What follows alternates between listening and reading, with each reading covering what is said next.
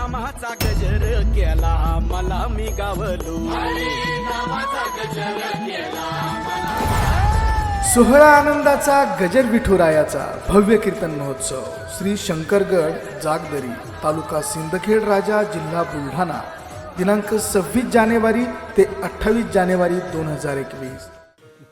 माऊली सुंदर वर्णन करते. पुण्याची पावटी सरी सभेची इंद्रवणाची उठी उतरे मग येऊ लागती माघारे मृत्यू लोका महाराज.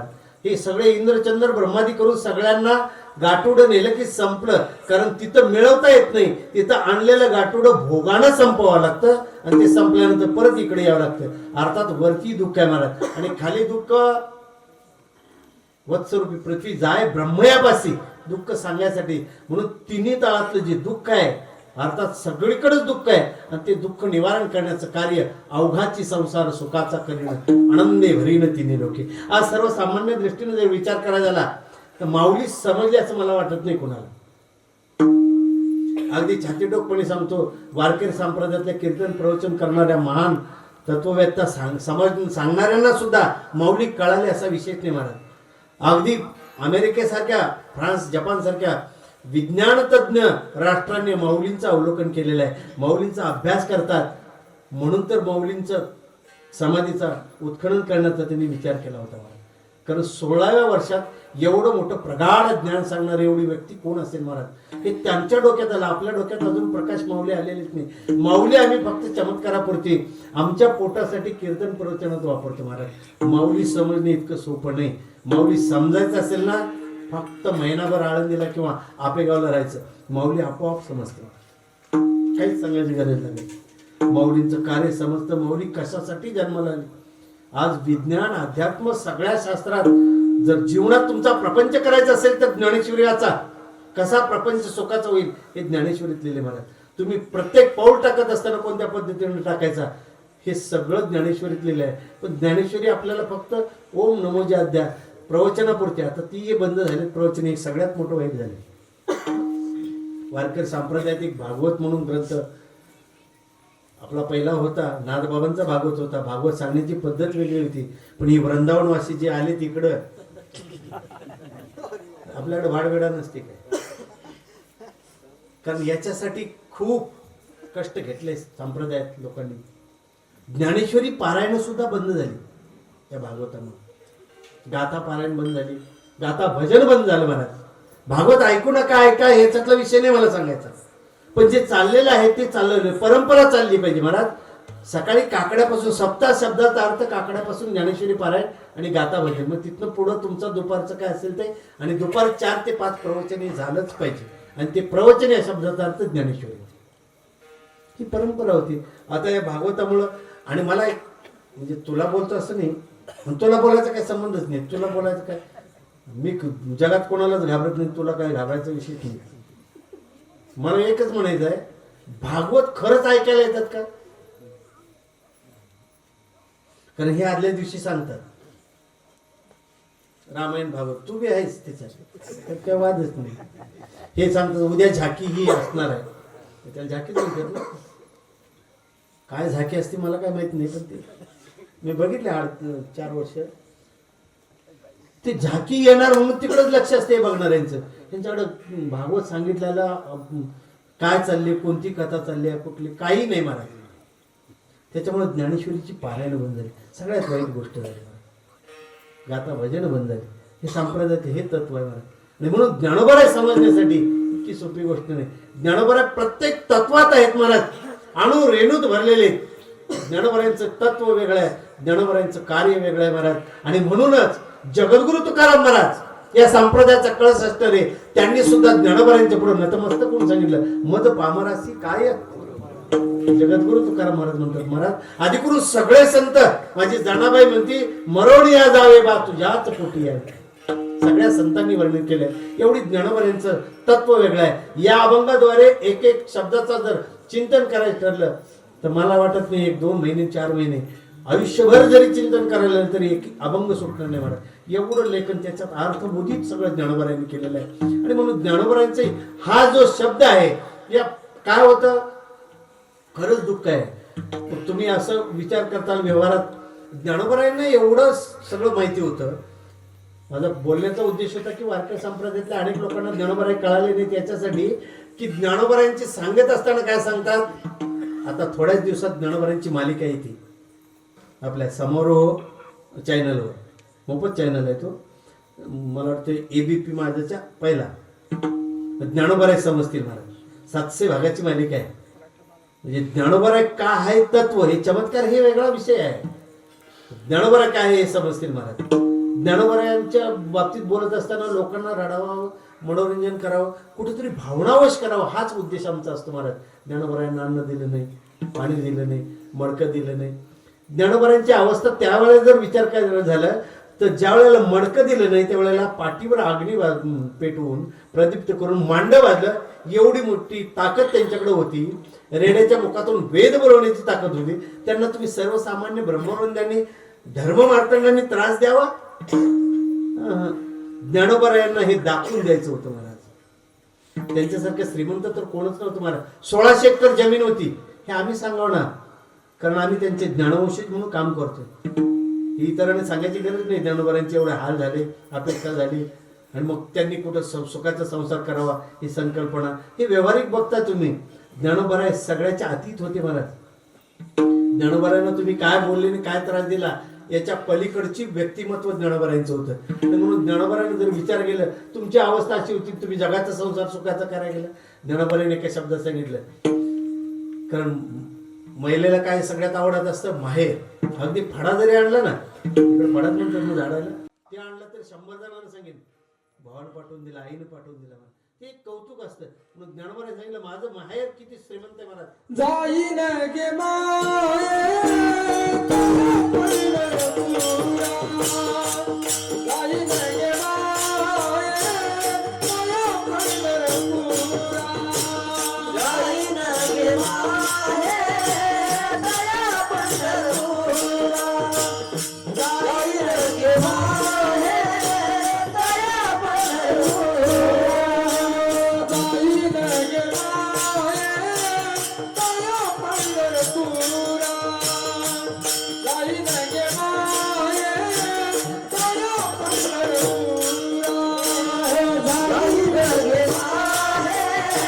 दया पंढरपुरा जाईन गे माये दया पंढरपुरा भेटन माहेरा पुनिया भेटन माहेरा पुनिया जाईन गे माये दया पंढरपुरा जाईन गे माये दया पंढरपुरा.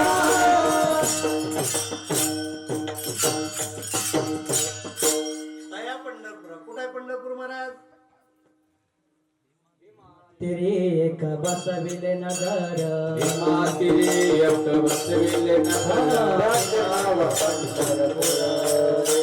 त्याचे नाव पंढरपूर तेथील मुखाशी चार भुजाच्या तेथील मुखाशी 4 भुजाच्या बाईला 16,000 रे बाईल 16,000 रे नाचत जाऊ त्याच्या गावाला खेळ्या सुखदेवीला दिसावा नाचत जाऊ त्याच्या गावाला खेळ्या सुखदेवीला दिसावा नाचत जाऊ त्याच्या गावाला खेळ्या सुखदेवीला दिसावा नाचत जाऊ त्याच्या गावाला खेळ्या सुखदेवीला दिसावा या दीपामागे एका पंढरपुराला जगोया दीपामागे एका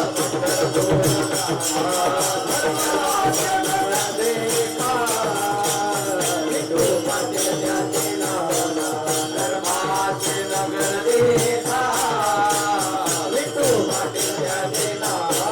चला जाऊ राया ठाया साई भजन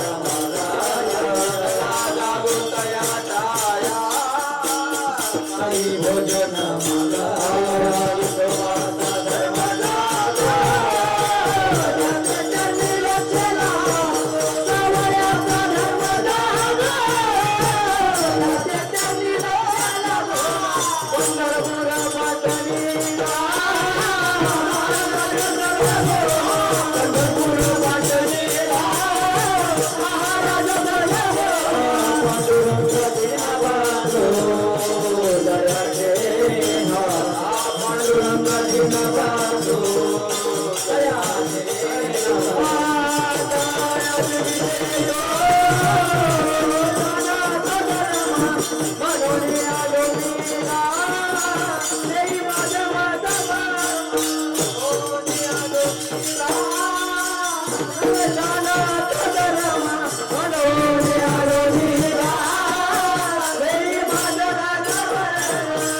झालं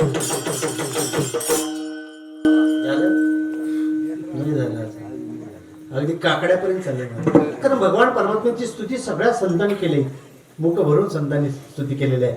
संपूर्ण गाथा ताळा ज्ञानेश्वरी सगळ्यात भगवान परमात्मा पांडुरंग परमात्म्याची स्तुती केलेली आहे. आणि तो आहेच तसा महाराज. आणि तो कसा आहे, तोची एक दान सुरदाता विटेवरी ज्याची पाऊले समान. आणि म्हणून ज्ञानोबारायांनी सांगितलं माझं माहेर एवढं श्रीमंत आहे, माझा मायबाप एवढा श्रीमंत आहे महाराज. जगातलं सगळं विश्वातलं दुःख जर सांगायचं असेल तर तिथं जायचं. तेवढ्यासाठी ज्ञानोबारायांनी संपूर्ण विश्वाची वारी केली. आज आपण थोडंसं काम करतो आणि काम करत असताना आपली प्रौढी गाजवण्याचा प्रयत्न करतो. ज्ञानोबारायांनी जर ओळख करून दिली असती भगवान परमात्म्याची तर मला नाही वाटत पंढरपूरला कोण गेला असतं. त्यालाच करमत नव्हतं. त्यानं आपल्या पुंडलिकरायाला प्रश्न केला, मी गोकुळात नाही इकडे आलो तुझ्यासाठी सगळं सुख सोडून आणि इथे एकटाच उभा राहिलोय. योगी 28 विटेवर उभा कोणच येत नाही. पुंडलिकरायाने सांगितलं तुम्हालाच अवतार घ्यावा लागेल. लोपले ज्ञान ज्योती, इतने नाती कोणी, अवतार पांडुरंग, अवतार पांडुरंग, अवते विलयाले. आरती राजा, आरती राजा,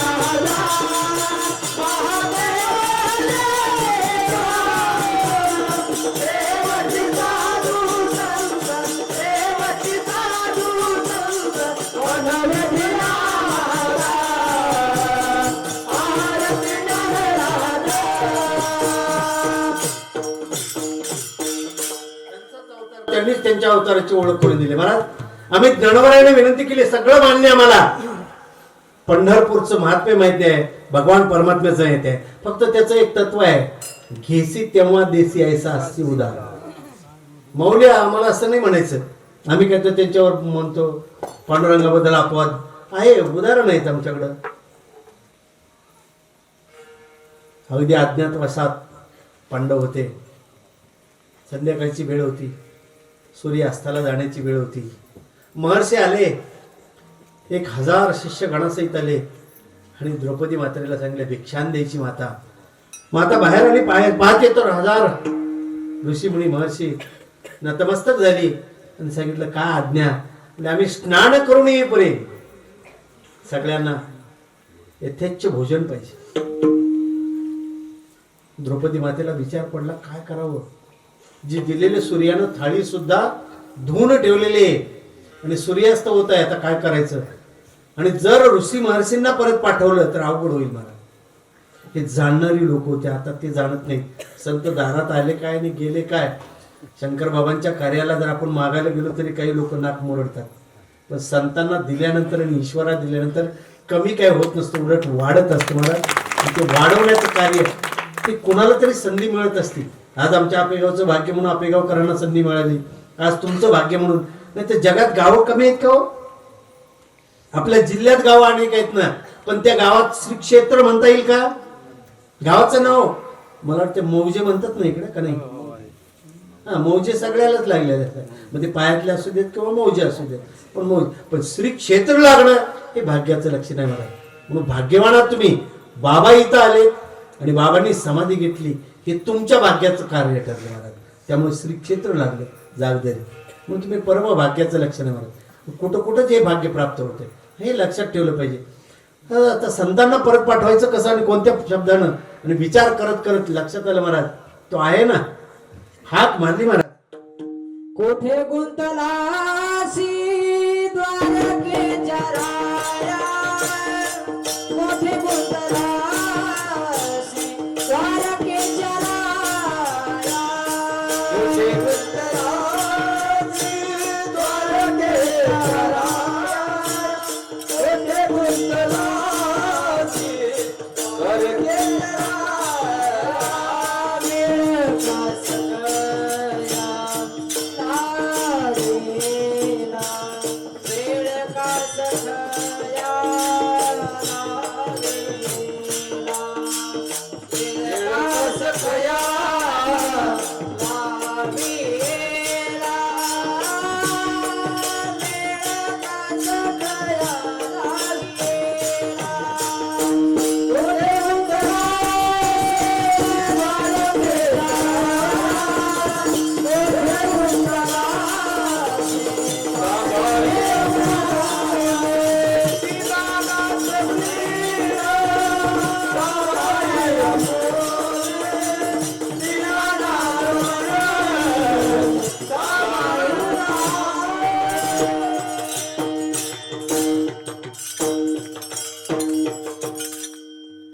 त्यानं हाक मारली, हाके बरोबर आला, पण आल्याबरोबर द्रौपदी मातेला म्हणला मला भूक लागली, काही समजलं.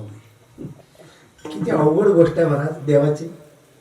ज्याच्यासाठी बोलवलं, अरे मी तुला बोलवलं कशासाठी बोलवलं एवढं तरी विचार ना, का तू तुझं सांगायला मला भूक लागली म्हणून. ते नंतर तुझं काय असेल ते काम नंतर, मला आधी भूक लागली घेशील तेव्हा देशील.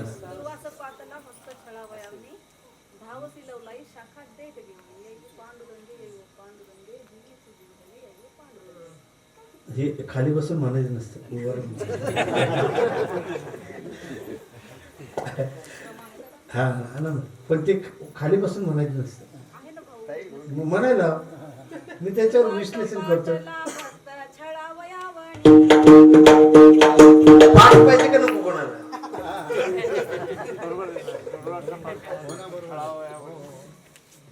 अनेक प्रकारे भगवान परमात्म्याचं त्या पद्धतीने उदाहरण देता येते.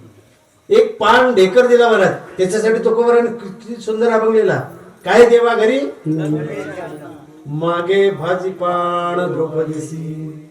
एवढंच नाही म्हणत, 18 विश्व दारिद्र्य, धोतर नाही, कपडे नाही, तो त्याला भेटायला गेला, मित्र झाला म्हणून. त्याला भेटल्याच्या आधी विचारलं, मी जसं नितीनला विचारलं ना लग्न झालं का, वहिनीनं काय दिलं, आता तू त्याच्याकडे बघितलं विचार ना काय दिलं म्हणून. नाही म्हणले काय दिलं सांग वहिनीनं, तर काय दिल महाराज 18 विश्वधारी जे होतं ते अगदी प्रेमानं खाला. असा तो होता. ज्ञानोबा तिसऱ्या चरणात सांगतात, मी काय दिलं पाहिजे ना, सर्व सुकृताचे फळ मिळाले.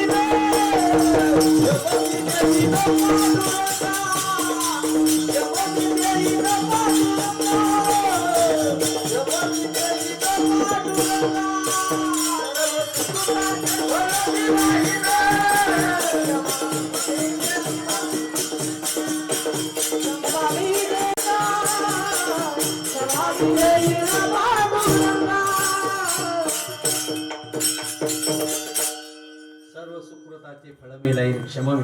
काय दिलं हो ज्ञानोबा यांच्या घराण्यानं नाही माहित महाराज. हीच खंत वाटते वारकरी संप्रदाय. हे चॅनलवर आहे का, ऐकू दे सगळे वारकरी संप्रदायातले महाराज महंत संत ज्यांनी या वारकरी संप्रदाय उभा केला त्यांनी काय मोठं दिलं असेल या संप्रदायासाठी. ज्या भगवान पांडुरंग परमात्म्याच्या दर्शनाची आपल्याला ओढ आहे, ते दर्शन घेण्यासाठी काय दिलं असेल आपल्याला या ज्ञानोबारांच्या घराण्यानं नाही माहित महाराज. आजही त्यांचा अपेक्षित आणि उपेक्षितच विषय आहे. ज्ञानोबारांच्या घराण्यानं काय दिलं ऐकायचं आहे, जे परत कधी न येणारं दिलेलं आहे. ज्ञानोबारांच्या माता पित्याने देहदान दिलेलं आहे वारकरी संप्रदायासाठी. इतकी सोपी गोष्ट नाही महाराज. हे परत कधी नाही येणारं दान दिलेलं आहे, स्वतःचं देहदान दिलेलं आहे. तुम्हाला कदाचित असं वाटत, कारण तुमच्या कानावर तेच शब्द बसलेले आहे. ब्रह्मवंद्याने विठ्ठलपंत रुक्मिणी माताला देहांत प्रायचिताची शिक्षा सुनावली. अजिबात नाही महाराज, ताकद नाही. ज्यांच्या पोटी 4 दैवत जन्माला येतात त्यांचा अधिकार लहान होता का म्हणत विठ्ठलपंतांचा. जिच्या कुशीत माझी मुक्ताबाई जन्माला येते ती काय लहान असेल का तत्व महाराज. ज्ञानवंत पुरुष होते विठ्ठलपंत, वैराग्यशील होते, कुणी सांगायची गरज नव्हती महाराज. ज्या वेळेला आळंदी पैठण काशी वारी करून थकले त्यावेळेला एकच विचार केला. 14 वर्ष झाली होती ज्ञानोबारांच्या जन्मानंतर. 14 वर्ष विठ्ठलपंतांनी पायपीट केली महाराज. आणि या 14 वर्षाच्या कालावधीत ज्ञानोबारांच्या सहित 4 भावंड आपेगावच्या त्या मातीत वाढली महाराज, खेळली. नामदेव महाराज म्हणतात, सांभाळी सोपान मध्ये लागी निवृत्ती ज्ञानेश्वर कोरांना चांदण सांभाळी सोपान मध्ये लागी. माऊली आणि निवृत्तीनाथ कोरांनाची भिक्षा मागून आणायचे, सोपान काका सांभाळायचे मला, आणि आई माता ती शिजवून घालत होती 14 वर्ष. आणि 14 वर्षानंतर विचार केला विठ्ठलपंतांनी की ज्ञानोबारांचा अवतार विश्व तारावया आले केचर बंदी तो पाऊले. विश्वाचं तारण करण्यासाठी ज्ञानोबारांचा अवतार आहे. भगवद्गीतेसारखा ग्रंथ जगातला कुणालाही समजला नाही, धर्म मार्तंडाने तो झाकून ठेवला होता. आणि तो समजून या विश्वातला प्रत्येक मानवाला त्या ग्रंथातलं धर्म शास्त्र नीती न्याय शिकवण्याचं कार्य ज्ञानेश्वर स्वरूपात पुढे करायचे आहे. म्हणून विठ्ठल पंतांनी विचार केला हा देह पंचतत्वाचा आहे आणि एका कोणत्या तरी तत्वात विलीन करण्यासाठी विठ्ठल पंत आणि रुक्मिणी माता त्या आपे गावातून रात्री 12 वाजता निघून गेली. महाराज बोला. तातनी मात गेले से थोर, तातनी मात गेले से थोर, तातनी माय गेले से थोर, तातनी माय गेले से थोर. तेव्हा मी लहान पांडुरंगा, तेव्हा मी लहान पांडुरंगा, तात आणि माय गेले से थोर, तात आणि माय गेले से थोर.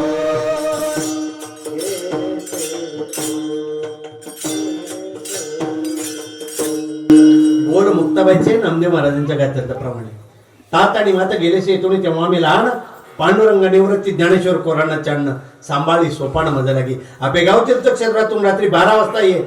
ही दोघं गेलीत महाराज. हे देह कोणत्या तरी तत्वात आणि प्रयाग तीर्थावर विलीन केलं या देहाचं. विठ्ठलपंत रुक्मिणी मातेचा ध्येय जीवन या वारकरी संप्रदायाच्या पायात घातलेला आहे महाराज. हा वारकरी संप्रदाय त्याच तत्वानं त्याच ताकदीनं उभा आहे आणि म्हणून माऊलीने सांगितलं त्याला काय द्यायचं एवढं आम्ही सगळं विश्व दिलेलं आहे. मला तो घेतो ना आमच्याकडून हे सगळं दिलेलं आहे आणि लोक देत असतात परत मिळणारं देत असतात. इथं परत मिळणारा विषय नव्हता म्हणून शेवटच्या चरणात महाराज सांगतात बापरत मध्ये विचारो विठ्ठलाचे भेटी, बापरत मध्ये विचारो विठ्ठलाचे भेटी,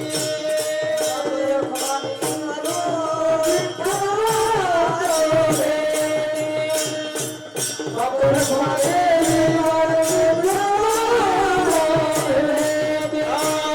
बापरत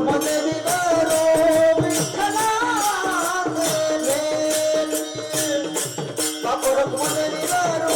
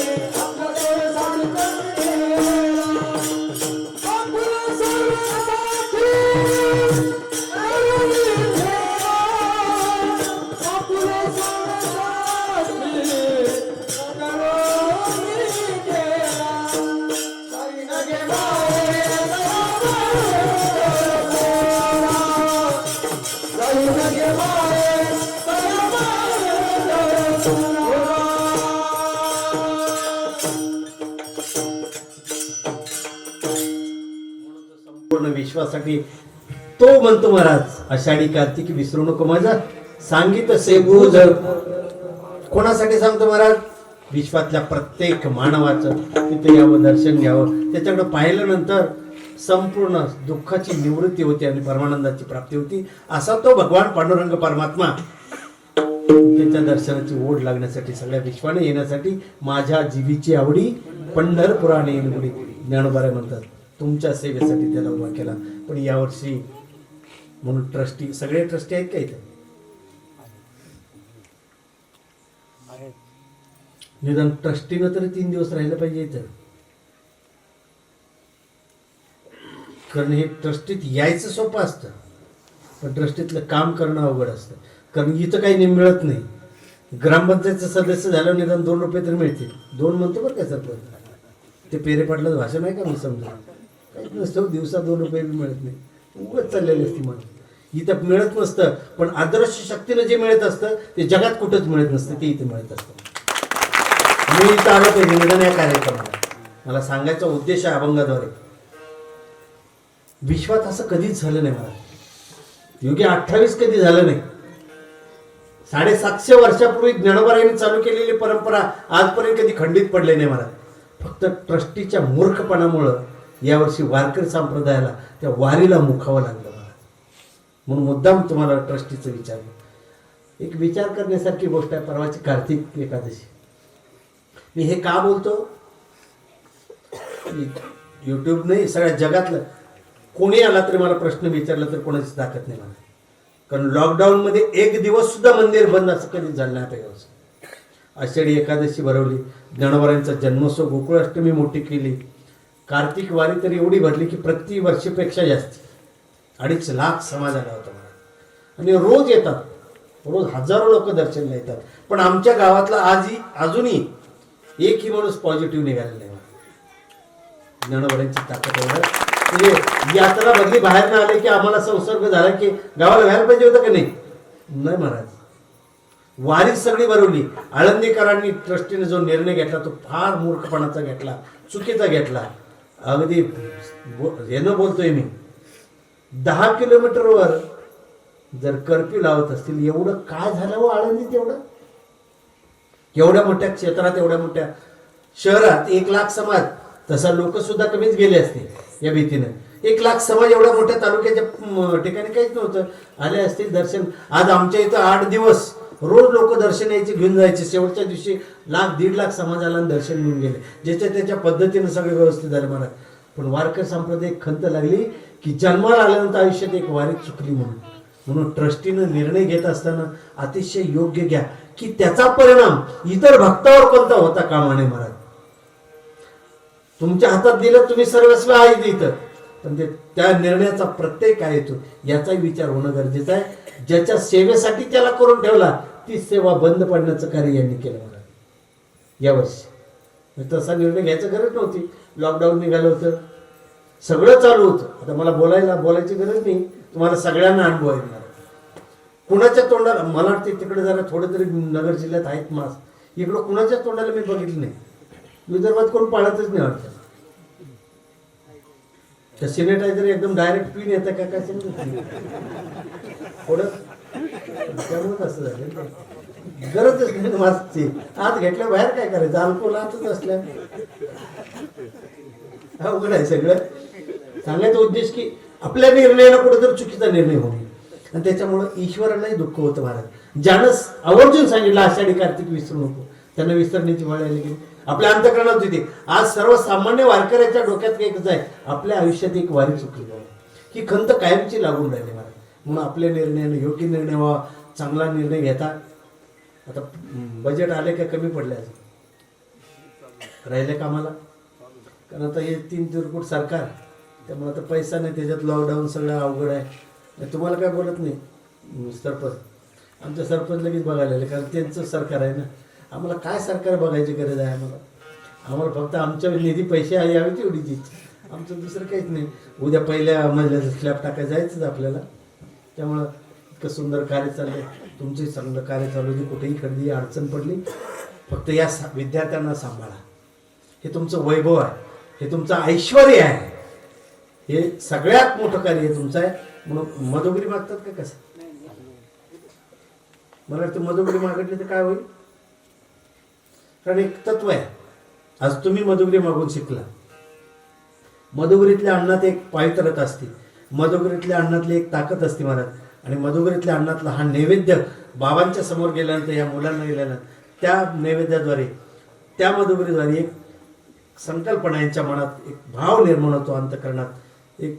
त्यामुळं मधुगिरी मागायला काय अवघड नाही. इथं गाव काय लांब नाही, इथून गेले सकाळी 2-4 तर आणखी पोरं वाढली पाहिजे, विद्यार्थी वाढवा. मला वाटते कदम महाराज आधी होते नाही तर किती वर्ष, मग परत का गेले. आता कुठं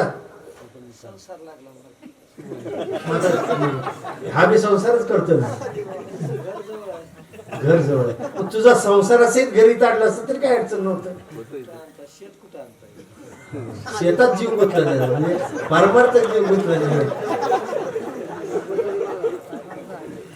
लई हसले बाबा आमची सगळी मंडळी. ते इतकं कीर्तन मी संसारावर बोललो, सगळं संपलं माझं. माझं शेत कुठं आणता, घर कुठं आणता, काय काय न्यायचं हे नेणार जाताना कदम महाराज, त्यातलं काही नेणार नाही. हे काय मी सांगायची गरज नाही महाराज. असो, अशा पद्धतीनं मधुगरीचं थोडंसं केलं तर चांगलं होईल. लोकांनीही बाबांना नैवेद्य म्हणून काढायचं. आज आमच्या इथं 100 विद्यार्थी आपेगावात आहेत. 100 विद्यार्थ्यांचं अन्नदान आपेगावकर करतात मला. पण सकाळी शिजवले की बाहेर वर्म जाणवणी आले लोटांगणी, त्याचं प्रगटीकरण तिकडे झालं. पण जन्म या ग्रंथाचा तिथंच झाला. तुमच्या विश्वाच्या कल्याणाची संकल्पना त्या मातीत झाली. एकदा माऊलींच्या दर्शनाला याल अशी अपेक्षा व्यक्त करतो. नक्कीच एकदा या तुम्ही सगळे. जीवनात आला ना, 4 धाम करायची गरज नाही, कारण 4 धामाचे 4 दैवत तिथं जन्माला आलेले. ब्रह्मदेवाला पाहण्यासाठी तुम्हाला विश्वात फक्त कुठं जावं लागेल, पुष्कर तीर्थावर महाराज राजस्थानमध्ये. पण ब्रह्मदेव सुद्धा तिथं आपेगावात भेटतील. जवळ येत नाही, 130 किलोमीटर येते ना, 130-35 किलोमीटर म्हणजे खूप लांब नाही. आम्ही तुमच्यासाठी मला वाटतं या स्थानावर, या गडावर मी 3री वेळ आहे. ह्याच्या आधी काय 2 वेळा इथं आल्यावर मुद्दाम भेटायला, बाबांचं दर्शनाला. का एक ओढ आहे, आपल्या मुलांच्या बद्दल ओढ आहे, बाबांच्या बद्दल प्रेम आहे, भक्ती आहे. तशीच माऊलींच्यावर भक्ती, त्या जन्मभूमीवर भक्ती ठेवण्यासाठी प्रत्येकानं आपेगावला एकदा यावं अशी विनंती करतो. आणि सेवेला पूर्ण विराम देतो. ज्याचं नामस्मरण घेऊ, ज्याच्या नामस्मरणातील ताकद आहे. ज्ञानदेव ज्ञानदेव म्हणतात, ज्ञानदेव देतो, अखंड वधिनी वदेतो, वासुदेवच होतो. त्यांचं नामस्मरण घेऊ. ज्ञानेश्वर माऊली ज्ञानेश्वर माऊली माऊली ज्ञानेश्वर माऊली ज्ञानेश्वर माऊली ज्ञानराज मला वाटतंय वारकरी संप्रदायाला वक्ते बाबा नंतर आमचे त्या ठिकाणी वक्ते बाबा म्हणजे ज्ञानेश्वर दादाच आहे. एवढं परखड व्यक्तिमत्व. मी त्या दिवशी आपेगावला बोललो, शेंदुरजनलाही बोललो, कुठेही नाही महाराज, कोणताही नेता असू द्या, कुणाचीच गरज नाही, कुणाचीच गरज नाही, फक्त नियम म्हणजे नियम. आणि म्हणून दादा या ठिकाणी आलात, सगळ्यांच्या चरणी नतमस्तक होतो. उद्या हरिचैतन्यानंद सरस्वती महाराजांचं कीर्तन होणार आहे. सकाळी 11 ते 1 आमच्या गुरुबंधू ताई त्रिवेणीताई देशमुख यांचं बरोबर 11 ते 1 या वेळेमध्ये हरिकीर्तन होणार आहे. रात्री हरिचैतन्यानंद सरस्वती महाराज यांचं कीर्तन होणार आहे. आणि परवाला सकाळी 10 ते 12 अमृतदासजी महाराज दोशी यांचं कीर्तन होणार आहे. आज जसे आपण आलात तसे सगळ्यांना विनंती आहे. कुठं कुठं थोडं वाईट वाटतं की सगळ्यांनी या ठिकाणी आलं पाहिजे. दादांनी मुला कधी तुम्हाला शिव्या देताना दिसला का बरं? कधी गावामध्ये एखाद्या दुकानामध्ये पुड्या घेताना दिसला का? नाही कीर्तनकार होणार, नाही गायक होणार, तर म्हातारपणी त्यानं तुमची सन्मान जरी केला तरी भरपूर झालं ना. बरोबर आहे का नाही? आपण बघतोय, माझ्या गावातलेच मुलं बघतोय, माझ्या वयाचे बघतोय, माझ्यापेक्षा छोटे बघतोय, काय करतात काय नाही करत हे आपल्याला सांगायची गरज नाही. आणि म्हणून संस्कार महत्वाचे आहे. दादांनी सांगितलं कार्यक्रम केवढा झाला याला महत्व नाही, परिवर्तन होणं ही काळाची गरज आहे. गावामध्ये बदल झाला पाहिजे, तरुण मंडळींनी या ठिकाणी आलं पाहिजे. 8 दिवस मी आपेगावला होतो दादा, काय समाज राहायचा त्या आपेगावला. माऊलींच्या तीर्थक्षेत्रांनी ठिकाणी काय मोठमोठ्या पंगती तरुण मंडळी वाढण्यासाठी आज आम्हाला सकाळपासून ओरडून लोकांना बोलावं लागत होतं. पंक्ती वाढायला फक्त 5 ते 6 लोक होते, गावातले मुलं होते. का आपली श्रद्धा नाही का? कसं सुख समाधान मिळेल हो आपल्याला, कसा आनंद मिळेल संसारामध्ये? कधीच मिळणार नाही. सुख समाधान तर मिळणारच नाही. पण असं जर आपण वागले तर नक्की नरकामध्ये गेल्याशिवाय राहणार. आणि म्हणून सगळ्यांनी या, आनंद घ्या, सगळ्यांनी या. आणि परिवर्तन महत्वाचं आहे. आपण किती मोठा सप्ताह केला, दरवर्षी 4-5 लाख रुपये आपले खर्च होत असतात. हा कार्यक्रम तरी छोटा आहे, यावर्षी 1.5-2 लाखाचा कार्यक्रम आहे. पण एवढा खर्च करून बदल काय आहे? बदल म्हणजे नुसते चांगले कपडे घालणं, पुड्या खाणं, दारू पिणं, हा बदल आपल्यामध्ये व्हायला लागला. पण परिवर्तन झालं पाहिजे. मला हे वाटतं ना, माझ्या गावातले तरुण मंडळी सुधारली पाहिजे, माझ्या बरोबरच्या मुलांनी त्या ठिकाणी निर्व्यसनी राहिलं पाहिजे. बरोबर आहे की नाही? आणि म्हणून बदल निश्चित झाला पाहिजे. आणि याला मुलांना घडवण्यामध्ये आणि बिघडवण्यामध्ये हे प्रथम तर त्या ठिकाणी आई वडिलांचं लक्ष पाहिजे. आपला मुलगा रात्री 12 वाजता घरी येतो का 1 वाजता घरी येतो हे मायबापाचं लक्ष त्यांच्यावर असतं. आणि म्हणून परिवर्तन महत्वाचं आहे. उद्या त्या ठिकाणी ताईचं कीर्तन होणार आहे. 2 दिवस आपल्यासाठी भाग्याचे आहे, उद्या आणि परवा. म्हणून जास्तीत जास्त संख्येने या ठिकाणी या. मी शंकररावजी उगलमुगले सर यांनाही विनंती करेल. बांधवरावजी जायबाई सर अध्यक्ष हे सुद्धा या ठिकाणी आले. परिसरातील आमचे श्याम मामा आले. परिसरातील अजून टाळकरी आले. सगळ्यांना विनंती आहे, भरगतचा कार्यक्रम दरवर्षीप्रमाणे याही वर्षी झाला पाहिजे ही सगळ्यांच्या चरणी त्या ठिकाणी विनंती करतो. आणि याच ठिकाणी थांबतो. दादांबरोबर त्या ठिकाणी सोबत सुद्धा काही मंडळी आलेली आहे. बघा, स्वतःची शाळा आहे, स्वतःचं कॉलेज आहे, कॉन्व्हेंट आहे, गावचे सरपंच आहे, तरी सुद्धा एकही कीर्तन दादाचं ते सोडत नाही. त्यांच्यासाठी टाळी वाजवा. आपेगाव जवळच त्यांचं गाव आहे. भरपूर श्रीमंती आहे महाराज, प्रॉपर्टी आहे. पण त्यांनी सुद्धा मला सांगितलं, महाराज वारकरी संप्रदायासारखा आनंद जगाच्या पाठीवर कुठंच नाही. हा आनंद कुठंच भेटत नाही महाराज. म्हणून या आल्याशिवाय कळणार नाही. आणि म्हणून दादांसोबत सुद्धा भरपूर मंडळी या ठिकाणी आलेली आहे. वरिष्ठ मंडळी नागरे बाबा आहे, त्या ठिकाणी सोनोने बाबा आहे. आणि म्हणून उद्यापासून सुद्धा जास्तीत जास्त संख्येने उपस्थित राहा ही आग्रहाची विनंती. 2 शब्द बोलतो.